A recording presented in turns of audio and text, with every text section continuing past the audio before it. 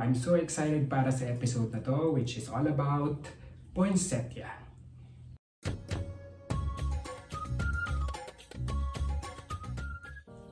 Hello mga weekend HardinHeroes! Less than 60 days before Christmas and I'm so excited! Sino bang hindi na-excite sa Pasko? Pero I'm so excited para sa episode na to, which is all about poinsettia. Okay, sa episode na to, alamin natin ano ba yung mga care na pwede natin maibigay sa poinsettia plant.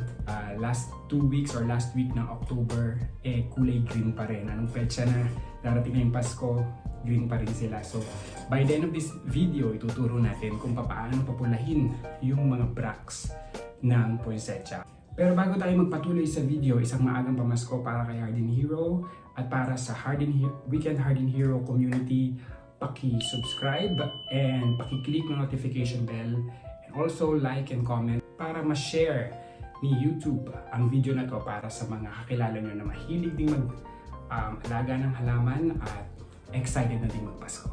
Today, ita-transplant natin yung poinsettia sa isang pot para pwede na siyang pang centerpiece ngayong Pasko.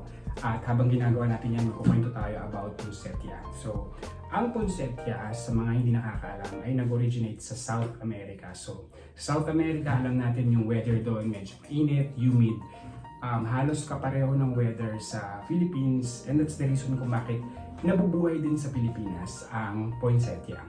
Ang most common na poinsettia ay mga katulad nito, mga red na poinsettia, pero may mga iba't ibang kulay ng poinsettia. Actually, may 100 varieties ang poinsettia, pero aware ako na kulay na meron ang mga poinsettia. So red, meron ding white, meron ding pink, may beige, and then meron ding mga spotted, yung mga variegated types ng poinsettia. And I think meron ding mga kulay blue na poinsettia. Pero this time, ang gagamitin natin sa Christmas season na to ay ang variety na galing sa Tagaytay, Batangas na poinsettia. Yung sa Baguio kasi yung mas mahahabang red. Pero ito yung Tagaytay, Batangas na variety. And here sa Batangas, medyo malamig yung weather.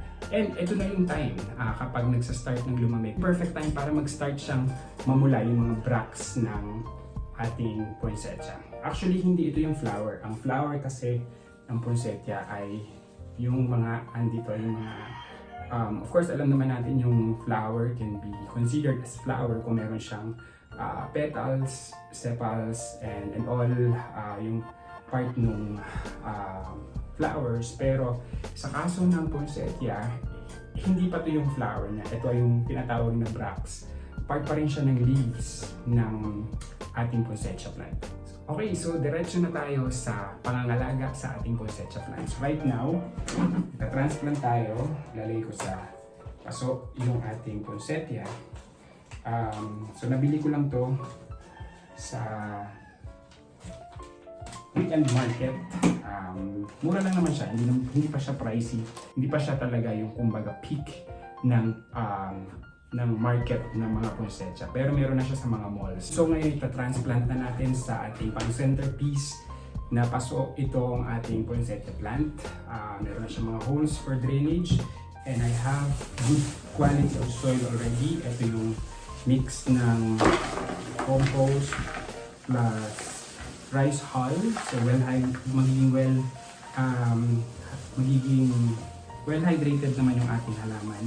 Plus may magandang drainage din siya para hindi pigilan ng tubig yung especially yung ugat ng ating poinsettia. Sa care, number 1, so nabanggit natin na mahilig siya sa humid weather kasi nga nag-originate naman talaga to sa South America.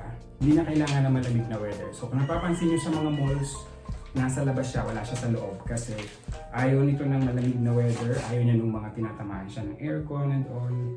Ayaw niya ng malamig na hangin. So, mas gusto niya yung humid weather. Okay. And then, once na na-transplant na siya, iwasan niyo yung madalas siyang nadadali-dali o nababangga-bangga kasi sobrang brittle lang ng mga branches niya. Sobrang lutong, rupok ng kanyang mga branches. So, pag lagi siyang nababangga or nadadali, malaking risk na mabalian siya ng sun. Ilalagyan ko siya ng lupa Actually, basa pa yung lupa. Pero, in terms of watering, yung tamang pangangalaga, tamang pagdidilig, ayaw niya ng masyadong madaming tubig. Kailangan yung kapain lang yung lupa. Kapag yung top 2 inches ng lupa ay basa pa, moist pa, hindi pa siya kailangan diligan. Kasi hindi naman siya mahilig masyado sa tubig. Pero, once in a while, kailangan mo siyang diligan ng tubig. And then, kung gagamitin nyo siya as centerpiece at meron siyang yung pangsara sa ilalim, yung mga drippings ng tubig, make sure i-drip nyo siyang mabuti kasi last thing we want is tumigil dun sa pinaka-dripping plate ng halaman yung tubig and mababad yung roots niya. Magkukos siya ng pagkabulok ng ugat ng ating poinsettia and eventually pwedeng mamatay yung ating poinsettia. At gaya ng pinagkwentuhan natin kanina, magbibigay tayo ng tips kung paano papulahin yung mga bracts ng ating poinsettia. Pero bago yan, alam niyo naman dito sa Weekend Harden Hero, napakahilig natin sa trivia. So meron tayong trivia na related din kung bakit pumupula yung mga dahon or yung mga bracts ng poinsettia. So this year, December 21, 2021, ito yung magkakaroon tayo ng tinatawag na winter solstice.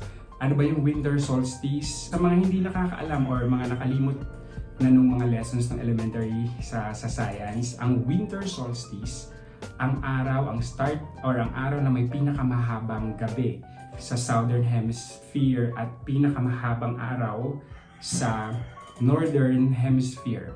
Bakit nangyayari yun? Kasi ito yung araw kung kailan may pinaka malaking tilt yung ating Earth, which nagre-result siya sa mas mahabang exposure ng northern hemisphere sa sun at pinaka-konting exposure lang sa southern hemisphere ng ating mundo, ng Earth. At nagre-resulta nga siya ng mas mahabang gabi kaysa sa umaga. Kung napapansin nyo, sa Christmas lang siya or Christmas season lang siya namumula. Pero ang ma-expect natin sa kanya, magsa-start lang siya mamula kapag mas mahaba na yung gabi kaysa sa umaga. Kaya minsan, late na siyang namumula. Parang December na, hindi pa siya namumula. At hanggang February, dun pa lang siya talagang mag-bloom na pulang-pula. At yun yung dahilan kasi sa winter solstice. So, ang ating tip, paano natin mapapapula siya agad-agad nang wala pa yung winter solstice. Igayahin natin yung haba ng gabi. So, yung ginagawa ng iba, sa mga nurseries, ilalagay nila ito sa portion ng kanilang greenhouse kung saan may totally dark siya, total darkness para sa mga poinsettia. Doing that process, nag-i-invite siya or na pipilit nila na mapapula yung mga bracts ng ating poinsettia. Pero, pwede rin natin siyang gawin. So, yung ginagawa ng iba, tinatakpan siya ng karton ng kahon. Siguro mga 5 p.m. Or pwede din yung garbage bag, yung kulay black. 5 p.m. and then siguro mga alas 7 or alas 8 ng umaga.